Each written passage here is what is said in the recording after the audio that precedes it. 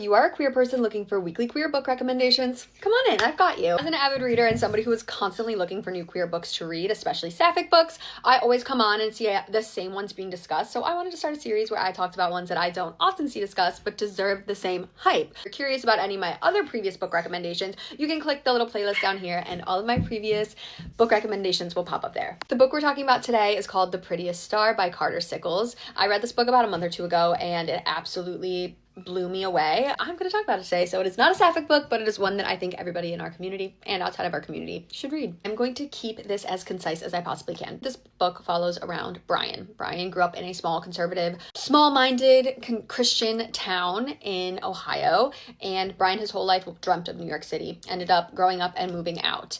And after he moved out, he wrote his family a letter that he was gay and obviously was not met with acceptance. So he goes years and years without seeing or speaking to his family, and he ends up contracting AIDS. This is taking place during the AIDS crisis, and he lost his partner to AIDS and he doesn't want to die alone, so he writes his family, his mom, and asks to come back home for his last summer of being alive.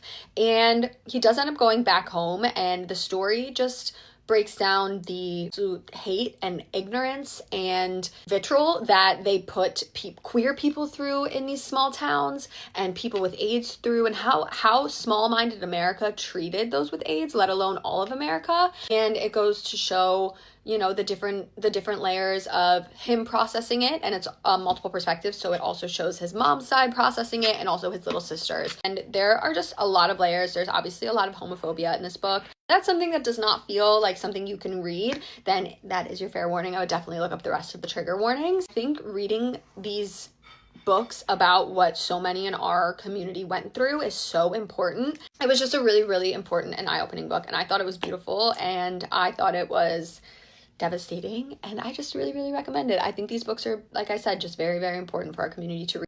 That is my book recommendation for this week, The Prettiest Star. If you have read it, let me know what you thought, and if you do read it, please let me know what you think. And if you have any books you'd like me to read, please let me know, and if not, I will see you guys next week with another queer book rec. All right, love you, bye.